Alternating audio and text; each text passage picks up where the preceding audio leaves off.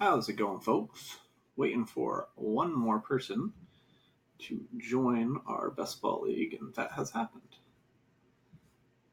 So, it's looking like we will be pick number 4 in this draft, which means I will be taking one of the big 4 running backs for certain. And I'm Stephen Mullen. I write a blog for Big Dogs Fantasy that is best ball specific. And their new draft kit is out today. So if you want to go into Big Dogs Fantasy and check that out, it is a great tool for your season. It can teach you how to become a better fantasy player overall, not just give you picks for this season. It can give you ways of thinking, strategies to win year over year, as well as tons of big facts and information for this year. So go check that out. I also have a new best ball specific article out today called Best Ball Zero Tight End Strategy, which involves fading the tight end position for rounds 1 through 9, occasionally rounds 1 through 10 if you want to be daring. And I'm going to have to reload this. It's frozen on the start, so give me a second.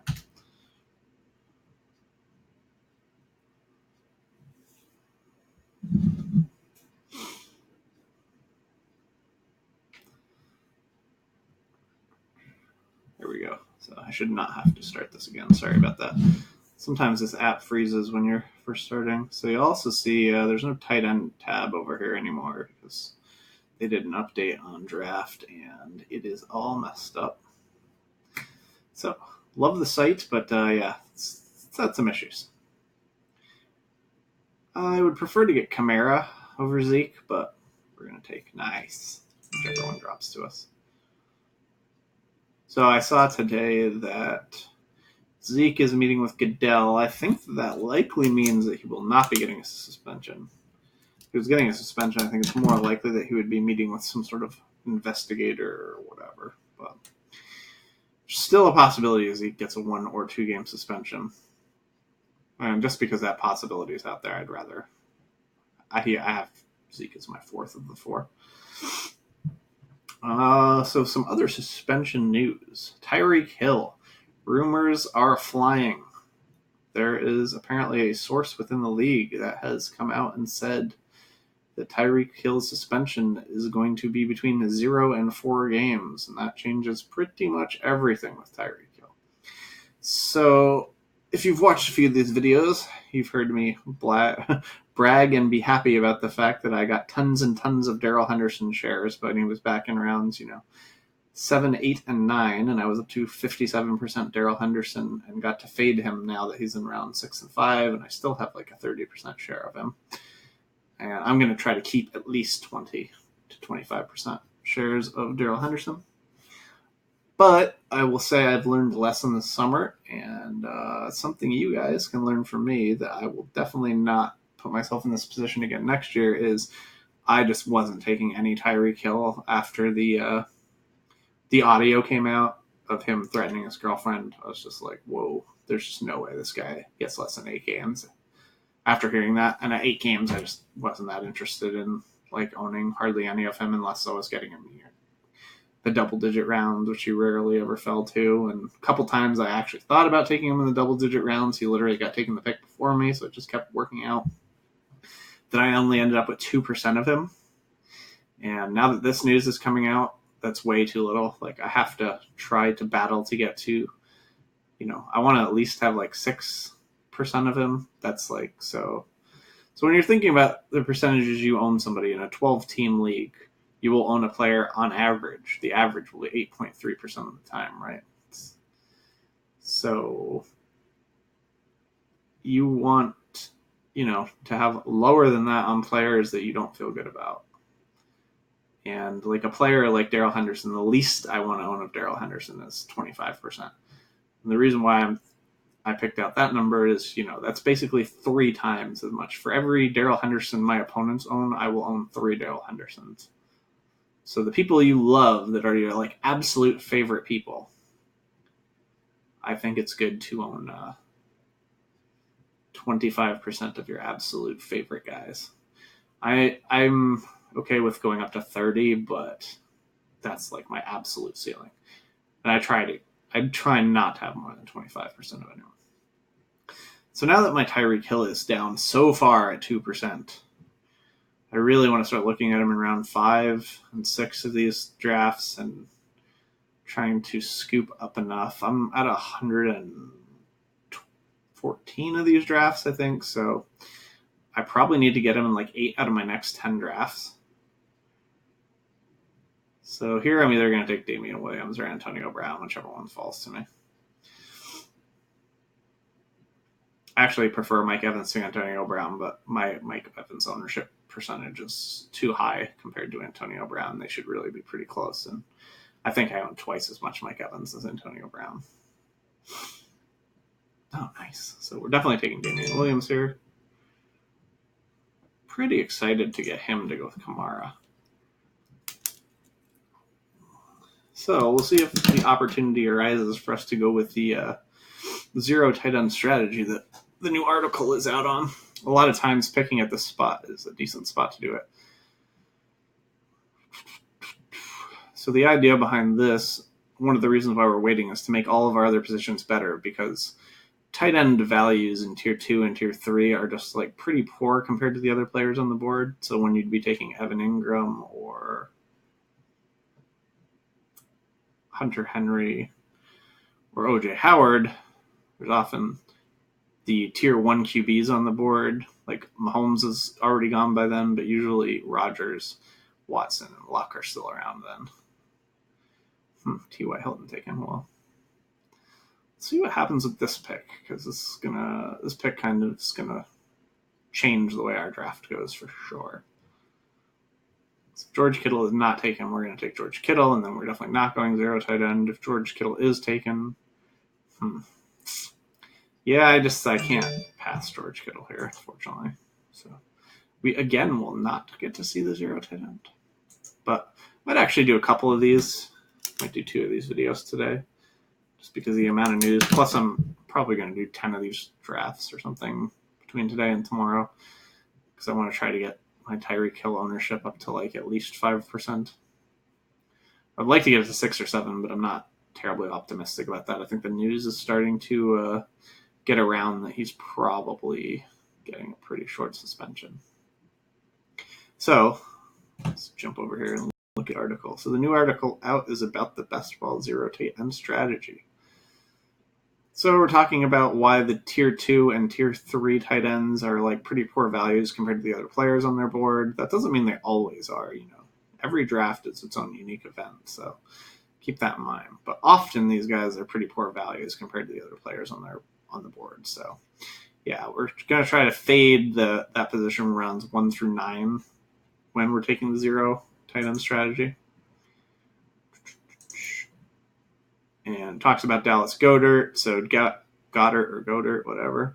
He's the guy you want to own the most in the strategy, because he has the ability to jump into the top 3 tight ends with an injury to Zach Ertz and all of a sudden propel your tight end core as a group into being like super strong and one of the strongest from one of the weakest. So often, if you're going zero tight end, you should be looking to get Goddard in round 10, which is about a round and a half early, but he's like just so important to that strategy that you kind of like need to reach for him there.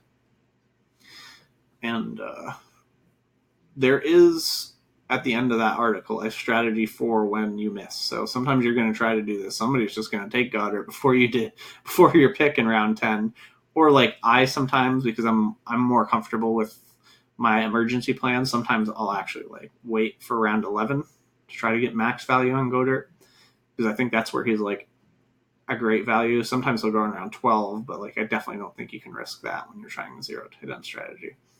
But I think risking going to round 11 is reasonable. So let's see what we got going on here. Right now we have 0 wide receivers.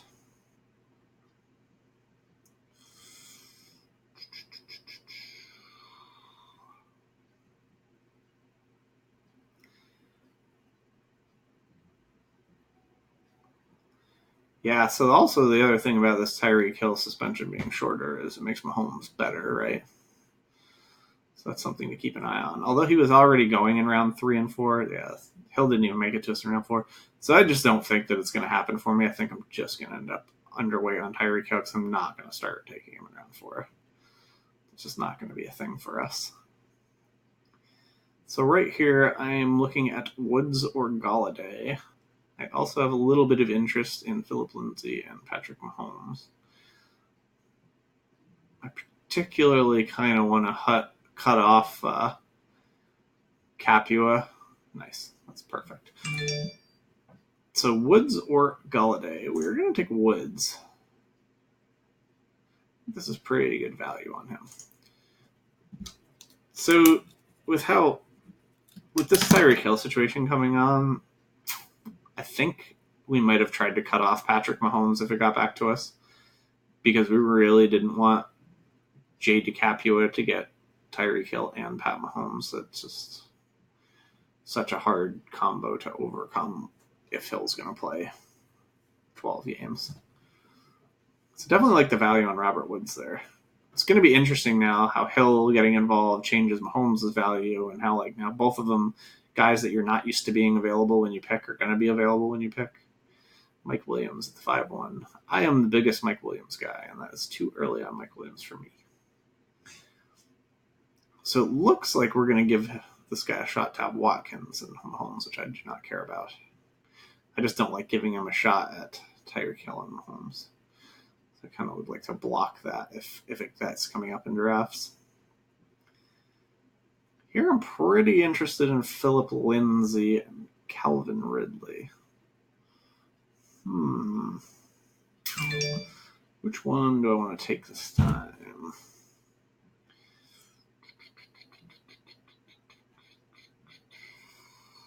I'm going to take Calvin Ridley. One of the guys I'm higher on for the season. We need to keep in mind that we just took 2 by week 9 wide receivers, so by week 9 is dead to us at wide receiver. And so one thing I was thinking about when making that pick is Tyler Boyd is a guy that could conceivably drop to us in round 6, and now we can't take him. So that's why it was kind of close between Ridley and Philip Lindsay. But the reason why I took Ridley anyway is I was more comfortable passing on Tyler Boyd than I was if Darrell Henderson or Rashad Penny fall to us. I really want to take one of those 2 guys at running back. So, and I would have felt kind of compelled to take a wide receiver next round if I passed on Calvin Ridley there. So we have 2 running backs, 2 wide receivers, and a tight end right now. Pop our team up over here. So we've got Kamara and Damian Williams. We've got Robert Woods, Calvin Ridley. We've got George Kittle. Feeling pretty good about this team. Yeah, I noticed that Watkins went right by that guy. That had taken Tyreek Hill, and also the guy who took Pat Mahomes. Interested to see where Watkins falls now. I had 3% of him anyway, and just wasn't in on him. Didn't care. Don't believe in him. Think he'll get hurt even if he has a big role. Just, like I said, I don't like to own less than 3% of anyone, so anyone reasonable anyway. Sammy Watkins is certainly reasonable. I just don't like him. But I am not looking to go up from that percentage. Andrew Luck in round 5. So we got 2 tier 1 QBs off the board. So we can definitely keep a tier 1 QB in mind when it gets back to us, but we're also not super concerned about that. Having Kittle, Ridley, and Woods, there's some decent QB options that we can stack with those guys, right? We got Goff, we've got Ryan, got late Jimmy G.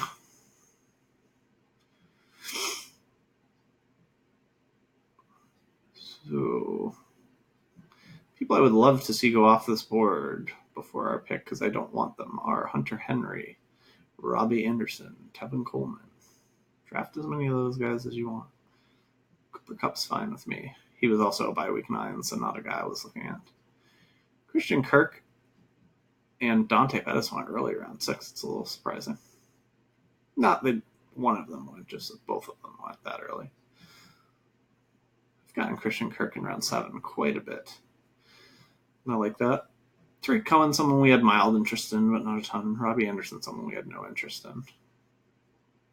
If it gets to my pick and I have to pick between Darrell Henderson and Rashad Penny, that's going to be pretty tough.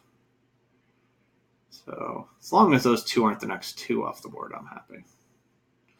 All right, I'm pretty happy to take Henderson or Penny with this pick. This is kind of why I picked Calvin Ridley last round, because I wanted to leave myself open to have one of these two guys be my third running back.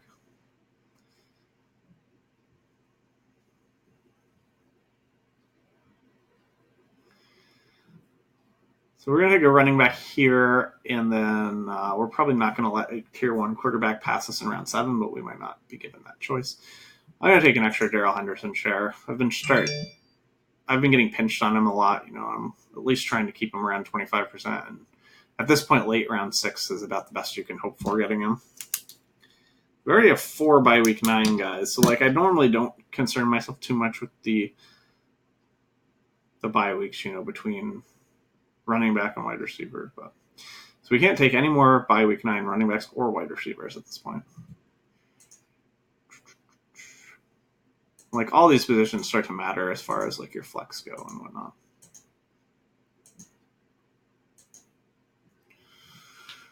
We're not interested in a tight end at all right now. We've got Kittle, and we're just going to wait on another one of those for quite a while. Because I'm taking Dallas Goedert so much for my 0 tight end drafts, I'm up to 15% Dallas Goedert. I'm probably going to fade him whenever I take a tier 1. And obviously, I'm already fading him when I take Ertz, but so both tier 1 QBs and Penny went off the board. Is pretty unfortunate for us. There's just not really much left that I'm all that interested in. I'm not interested in taking a quarterback right now since I kind of want to get either Matt Ryan or Jared Goff to go with my receivers I already have. I don't need to take them this round. Not super interested in Miles Sanders or Jarius Geis.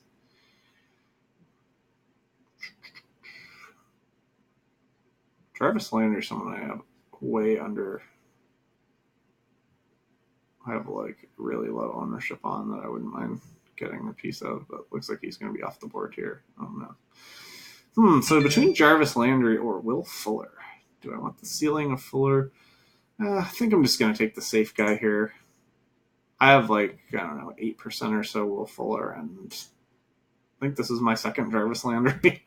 So about 2% Jarvis Landry. I just kind of like that spot for him. My Marvin Jones ownership's getting a little bit too high, so I don't mind fading him there. Though if he's still there in the next round, that would be very difficult to do. So let's take a look at our team. Got Kamara, Damian Williams, Robert Woods, Calvin Ridley, Jarvis Landry, George Kittle, and Darrell Henderson.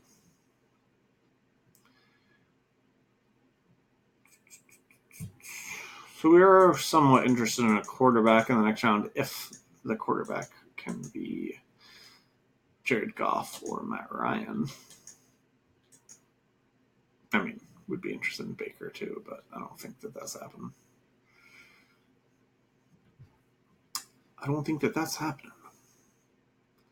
Do we have any interest in a tight end if one gets to us in round 8? Not terribly. Definitely have some interest in Kyler Murray. Kyler Murray has that league-winning type upside. I think he can finish in the top 5 quarterbacks if everything breaks his way.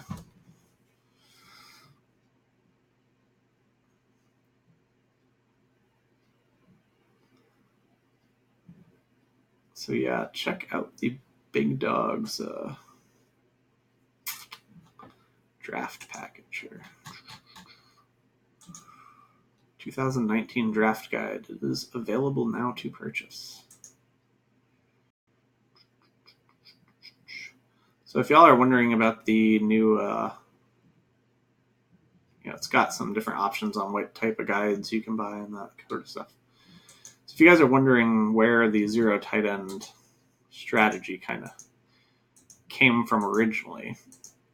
I was reading some stuff by Davis Maddock on best ball, so I kind of like try to jump into any podcasts he's got going on and whatnot, because he's kind of the one I was like learning the most stuff from. And I listened to a podcast where he was talking about how crappy the value on the tier 2 and tier 3 tight ends was, and I agreed with that. And then that's kind of where I started coming up with my idea.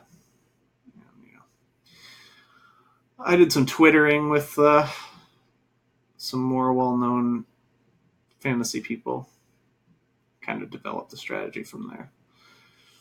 So the reason why sometimes I'll just like be kind of vague about who I've talked to about certain things is like I don't like to use somebody's name to advertise, myself unless they're okay with it. So some people I've talked to and they're just like, dude, yeah, that's cool.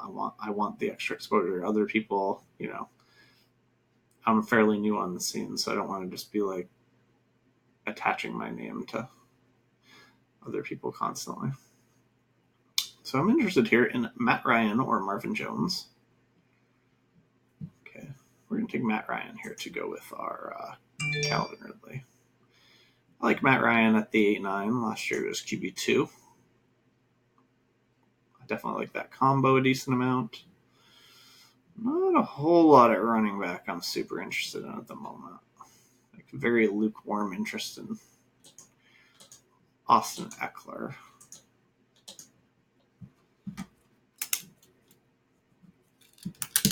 So we definitely cannot take Drew Brees now because he's the same bye week as Matt Ryan. I will be interested in a bit going double QB here if I can get Kyler Murray. Just isn't much I'm not interested in. Wide receiver. Oh, Kyler Murray off the board. Russell Wilson off the board. Well, this might be one of those spots to take somebody that you don't own a lot of, that you don't like that much. So we'll see. And if that situation came, so I was saying that because of Corey Davis. So I own like no Corey Davis whatsoever. And I own 1 million AJ Browns, so it's probably smart to take a Corey Davis here. This is decent value in round 9. And if I'm wrong and AJ Brown can't supplant him as the number 1, he'll have some decent value there.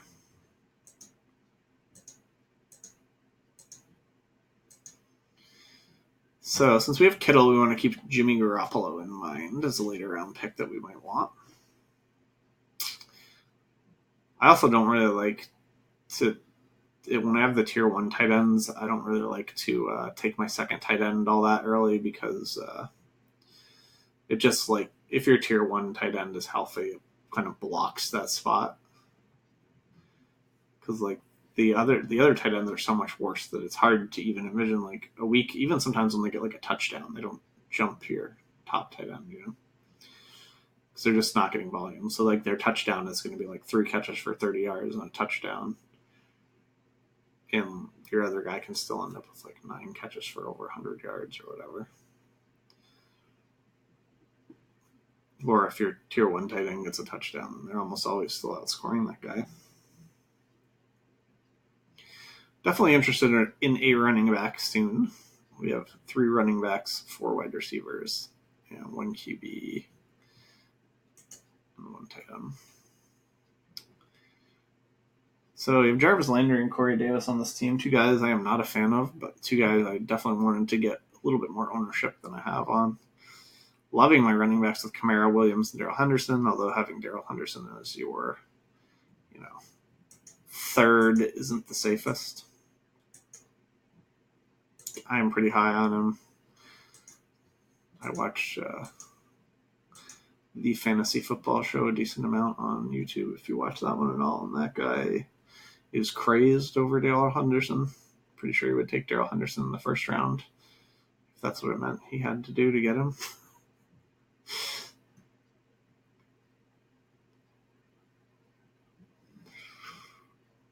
Kareem Hunt's another like really tough one. So I treat Kareem Hunt like a pure backup. And end. I don't have very much of him. I have 2%, 1.5% Kareem Hunt. I think I only have him on 2 teams. I might have him on 3 now. I've been trying to scoop up a little bit of him in the later rounds just because he can have that, playoff push like Derrick Henry had last year, where if something were to happen to Chubb and then all of a sudden Hunt jumps in there in Cleveland, he is rolling. So that's one we can consider here. We cannot take Goff to go with Woods because we already have Matt Ryan as by week 9. So that's blocked off to us. Wide receiver is some interest in, not to me, Cole Hardman. Very not that much into DK. Peyton Barber and Ito at running back.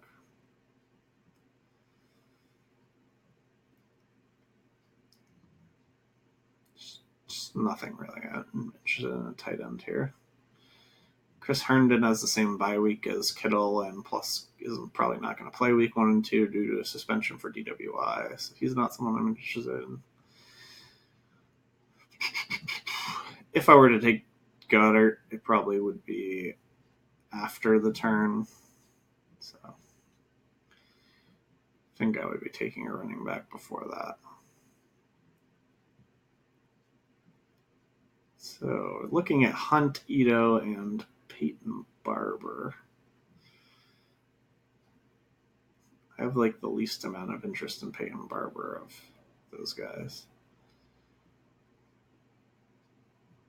I have a ton of interest in Justice Hill.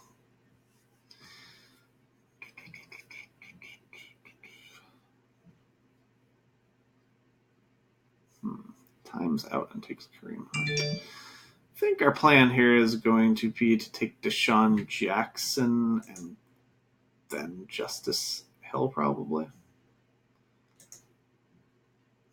I am starting to get like so much Justice Hill that it's getting a bit absurd, but I still think we can wait on tight end and quarterback another round.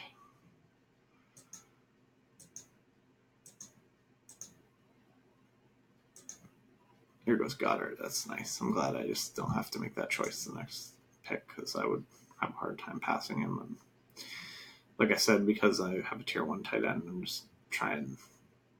I can't like take Goddard on every team, so this is like the spot for me to fade him, So between Ito Smith, Peyton Barber, and Justice Hill, huh?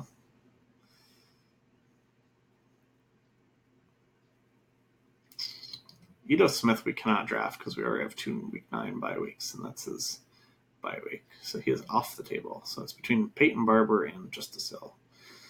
So if Justice Hill is there when we pick, that will be our pick. If he gets taken, then we will open up our minds to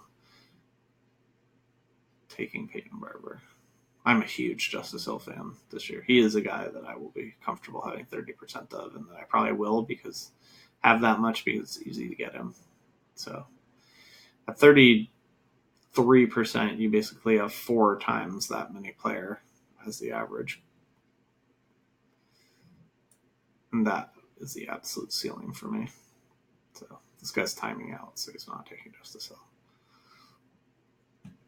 And we are taking Justice Hill over Peyton Barber and over AP. We're not really taking him over Ito Smith because Ito Smith was just not an option for us because we already had 2 week 9 bye weeks.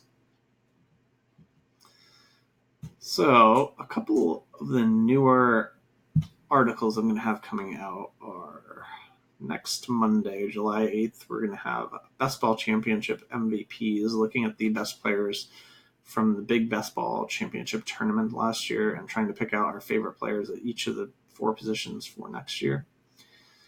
And then I'm still looking at some point having a stacking flowchart article where you look at every QB, have them listed with all of their targets in order of how important I think the target is to the QB. So the stronger the correlation, the higher the guy would be on the depth chart. So yeah, if you look at the stacking numbers, sometimes the best stack is, QB, wide receiver 1, tight end. Sometimes the best stack is QB, wide receiver 1, wide receiver 2. It just depends on what order. what order the players go in for the target share. And any combination of up to 2 players benefits you. So if you can get the quarterback, the wide receiver 1, and the wide receiver 2, even if the wide receiver 2 is worse than the tight end, but you missed on the tight end, it's still beneficial to do that. Like the optimal stack is what you're shooting for, but once you've missed out on that, you just start to try to get, whatever you can going. So since I have Kittle, I'm really only interested in 2 tight ends in this draft, which means we can shoot for 3 quarterbacks. And if we're shooting for 3 quarterbacks, we can open our minds up to, Josh Allen and Lamar Jackson. Those are quarterbacks I try to really avoid if I'm only taking 2 quarterbacks, just because I feel like with the amount of running they're going to be doing, their injury risk is too high for me. So I think we have so long before we pick still. So I'm not really going to even bother, talk about in a few picks who we're looking at. But certainly Josh Allen and Trubisky, Lamar Jackson are all in our thoughts here. Traquan Smith is not on the board to us because we cannot fit another bye week 9 in there.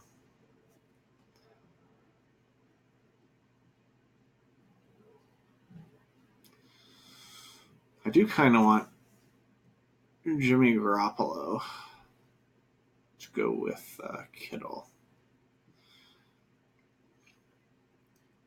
So we might take a tight end here, fade quarterback. That way, there's a bunch of quarterbacks ahead of Jimmy Garoppolo, and we can hopefully get Jimmy Garoppolo. So right now what I'm thinking is I would like Mark Andrews to drop to us, take him, and then get Garoppolo on the way back around. The plan might not work, but we'll deal with it then.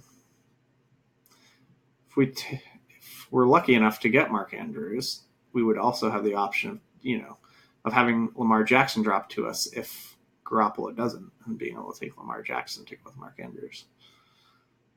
So we'd get a weaker stack there because I don't think Lamar Jackson, Mark Andrews is as good as Kittle and Jimmy Garoppolo. Just because I think Kittle is that much better than Mark Andrews.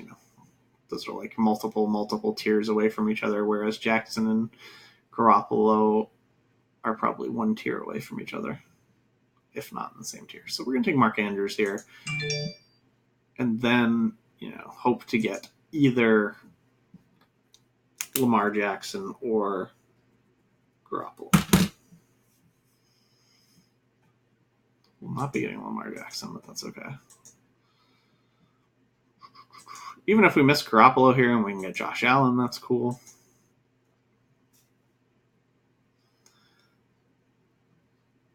So I definitely think that was the way to go, is to take Mark Andrews first. Give us the most amount of options for something good happening. So we're not going to draft any more tight ends. We have Kittle and Mark Andrews, and that's going to be our tight ends. So this will definitely be a 3 quarterback draft. So I'm going to look to take a quarterback here if I like any of the options on the board. Then we're going to have to really start getting in some more running backs. Guys I will be looking at in the next couple of rounds are going to be like Breida and Devin Singletary and all those dudes. Hawkinson. So we no longer care about tight end whatsoever, so go nuts, guys. All right, so this kind of worked out. Garoppolo came back to us, so we can pair him with Kittle. So we got Garoppolo and Matt Ryan. So at our next pick, we can pretty much pick whatever we want, other than tight end. We don't want any more tight ends. So let's see if we can do something to get them off this board entirely. Boom. Boom. Boom. No matter what, we are not drafting another tight end, so unless something happens where just we can't get a single other useful quarterback, but I doubt that happens. Especially since we, have Corey Davis, so we can actually give some consideration to Mariota at some point He's a quarterback I own a little bit more of than I would like, but at least he's had some stud games up in his career. Josh Allen went right after Garoppolo. That guy was probably pretty excited to see us take Garoppolo. This is why I say, like, I worry about the stacking within tier. To me, these two guys were in, like, the same tier.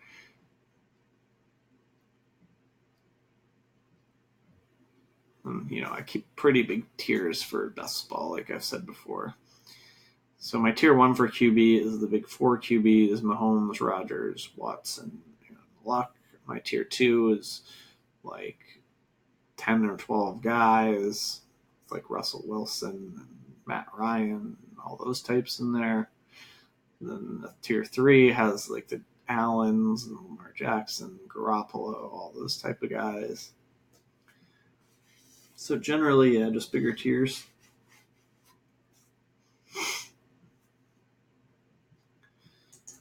So I'll probably do this one, get it up and rolling, post it on Twitter and stuff, and then maybe do a couple more and then record another one. So in the description for this video below, you are going to see a link to the newest Big Dogs Best Ball article. You're going to see a link to my Twitter if you want to add me, ask me any questions, send me some rosters that you got, if you want any advice on them, or just if you want to show them off.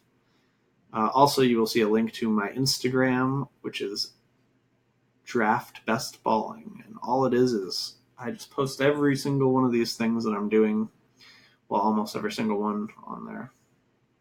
So there's just tons and tons of rosters to look through if you want to see, different ideas of, hey, what should I maybe be looking to do with these rosters?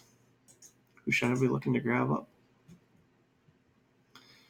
So I have a lukewarm interest in a quarterback, and I definitely don't want to come out of these 2 rounds without a running back. I 100% want one running back in my next 2 picks. Wide receivers, I'm willing to wait pretty late on. It's kind of a strange pick of Andy Dalton.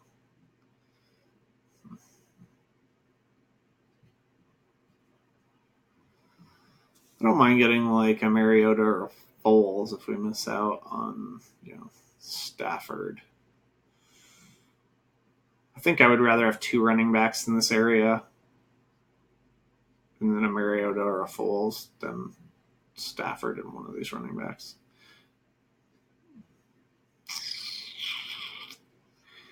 Particularly because we have 2 week 9 bye weeks and we have Darrell Henderson, so that's double reasons why I would not have interest in Malcolm Brown. Malcolm Brown's not somebody we can draft, and he's one of my favorite last round picks. Though we could still leave ourselves open to Raekwon Armstead on the go back. Oh, so this person's taking Breida because they're going to time out. So that leaves us choosing between Madison and Singletary. I've been taking a lot of Singletary lately, so I'm going to take Madison this time.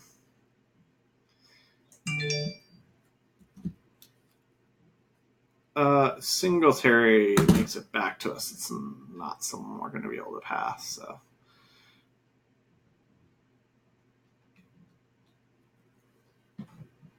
Singletary makes it back to us. He's our pick. If he's gone and Matt Stafford is still there, he's our pick. Although we could also take Debo. We do have Garoppolo, Kittle. It'd be nice to add Debo to that. So at most you want 2 targets for your quarterback, right? You don't want to start getting up to 3 targets for your quarterback because it actually lowers your win percentage. And we are looking to get small win percentage advantages by stacking. And the numbers show that if you stack 1 or 2 pass catchers with your quarterback, you get a positive win percentage boost. I don't think I could pass Devin Singletary for even for that reason. Here,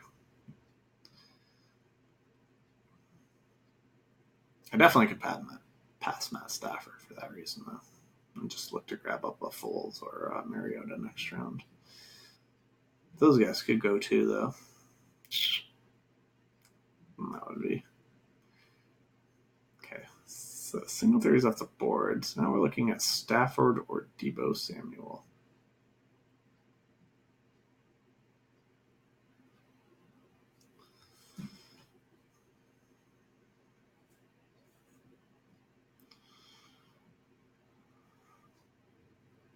So what would happen if Foles and Mariota went? Pretty bad for us.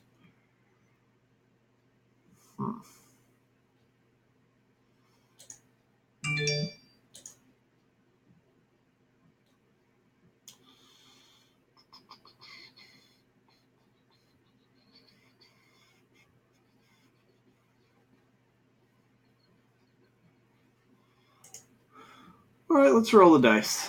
Let's go. I think that this gives us the best option for the strongest team by taking Deebo here. A little risky. We could be not thrilled with our third quarterback. It could be so bad that we end up having to abort the plan of having three quarterbacks and go with three tight ends, which should also not be great. But cannot always live in fear. I think that this gamble gives us the highest upside. Yeah, so Mariota is actually already off the board. Interesting.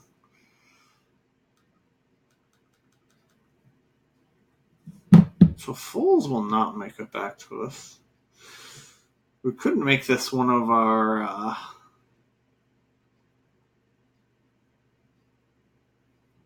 Dwayne Haskins teams. I have taken Dwayne Haskins twice. I don't want a ton of Dwayne Haskins by any means. But I'm okay with up to 3% of him. I do think that he's going to win that job outright from Case Keenum. It's quite possible it could take a few weeks for it to happen. We'll see. So not realizing that Mariota had already went, I wasn't paying enough attention to that. I wish I would have taken Stafford over Deebo there.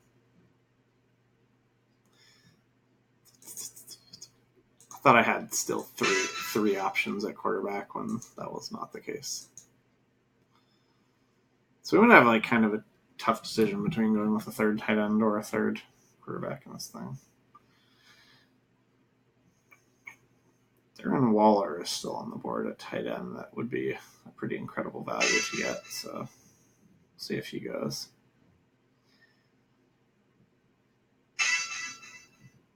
There goes Foles. So I think quarterback is either Dwayne Haskins or the Miami guys will be there. I'm not thrilled with any of that.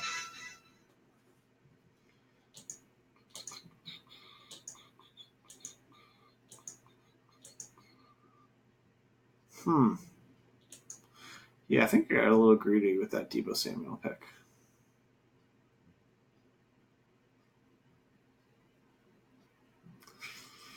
Definitely like Reichwell Armstead and Robert Foster that are still on the board.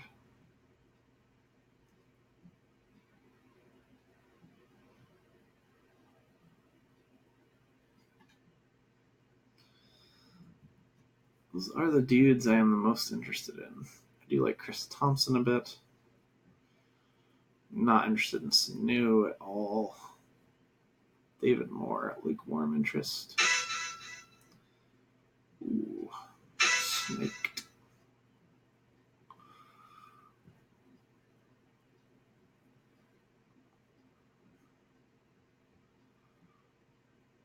There's some punt running backs that I don't have enough of yet too.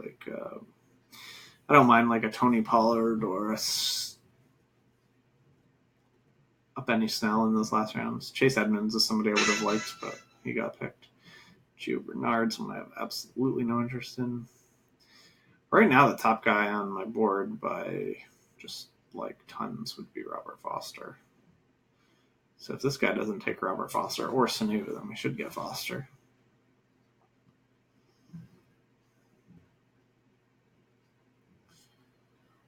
Which will finish up our wide receivers. Interesting. Is Waller taken yet? Waller is still on the board. So you're going to see something strange happen here. So this guy is going to take Robert Foster right now. So what we're going to do is we're going to pivot because we screwed up at quarterback. We're just going to pivot to taking Waller as a third tight end because he's just like by a million miles the best value left on the board. You can't see him up here right now because I have tight ends turned off. Okay, we're still going to take Waller because we're not taking a third quarterback. We have backed ourselves into the no third quarterback situation. Like, I just think Waller's too much better than Haskins, and that we have to go 3 tight ends. So yeah, basically, like the mistake that was made was Deebo Samuel pick should have been Matt Stafford. Then we would have been able to have, what I think is the correct breakdown for quarterback tight end in this league. But since I made that mistake thinking Mariota was still on the board, we actually are going to pivot now and not make a second mistake and take Waller, who I think is a lot more valuable piece to have on your team than Dwayne Haskins.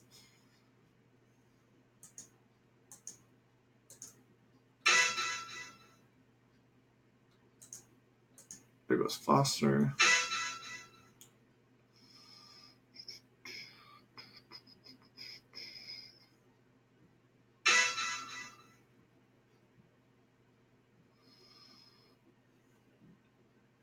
Running back, I'm really only interested in Chris Thompson in this round. Jalen Richard, who's all right. Tony Pollard or Benny Snell, who are like fine for the last couple rounds. There's like a ton of good punt wide receivers still left. I think this guy might be a timeout guy. That would be kind of frustrating, so I want Chris Thompson here. Nice. All right. People seem to forget how good Chris Thompson is when he's not healthy. I mean, when he is healthy, he just always is not healthy. So I guess that's why the first thing that comes to mind is not healthy. So we've got Chris Thompson. So we've got our 6 running backs now. We ended up going 2 QBs, 3 tight ends because of that mistake, which should have been 3 QBs, 2 tight ends. We went 2 QBs, 3 tight ends. And we've got 1 wide receiver spot left on the board. And I'm going to choose somebody a little bit spicy with our last wide receiver spot.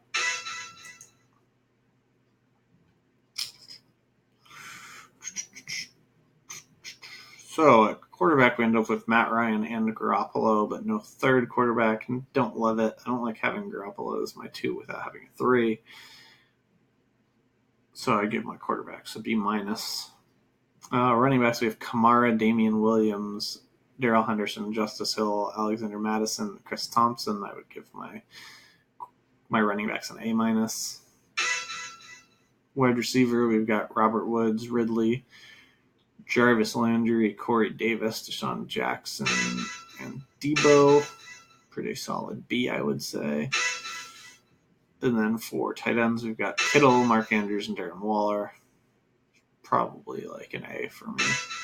Kittle's like, my second favorite overall. Mark Andrews is one of my favorite second tight ends, and Darren Waller's one of my favorite third tight ends. So, hey, somebody actually took Jordan Thomas. He's a guy I take some here and there in the very last round. He ends up like a last round tight end on teams where I've got Delaney Walker, because my favorite last round tight end, as I'm sure you've figured out at this point, is Will Dissly, but I can't take Will Dissly if I have Delaney Walker because they're both by week 11. So if I have Evan Ingram or Delaney Walker, Jordan Thomas ends up being my third tight end a lot since I'm not looking to take Dissly then. So we're down to just wanting to take another wide receiver. Get out of here. So who do I have interest in at wide receiver? I have some interest in J.J. Arcega-Whiteside. I have a little bit of interest in guys like Inunua, John Ross, DJ Chark, Marquise Lee. Actually, I had quite a bit of Marquise Lee I took earlier in drafts. Somebody I haven't taken in all like ages is Hakeem Butler, which is probably like a pretty decent guy to take. So Arizona is expected to run the air raid, which has 4 wide receivers, right? And those 4 wide receivers that are going to start should be Christian Kirk and I guess they were saying Andy Isabella in the slots, and then Butler and Larry Fitzgerald on the outside. But Larry Fitzgerald has produced a ton from the slot in his later years, so I kind of thought that they might play Kirk and Fitzgerald in the slots and Isabella on the outside. But that's not what I'm hearing.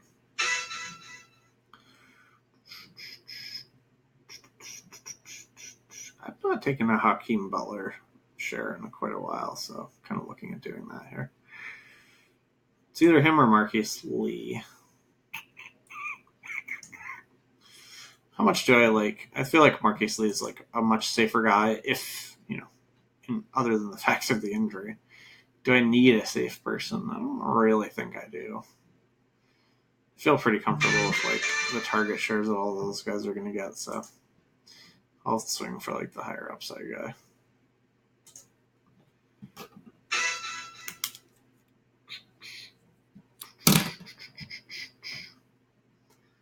So, good lesson we learned here is be a little bit more aware of what's going on with the quarterbacks on the board. So it'll pretty much do it for this video. Said I'm going to do a couple of these drafts offline because I'm going to still try to get some Tyreek Hill in round 5, but it appears that ship has sailed. So, and I'm at the end of round 4 where it's not going to like make a difference on like the guy I'm taking. Like if I'm getting him plus a guy I'm just as happy with as the guy I would be passing on, I might reach for him at the end of round 4, but that's the absolute highest I'm willing to take him. All right. Thanks for watching the video, guys, and good luck.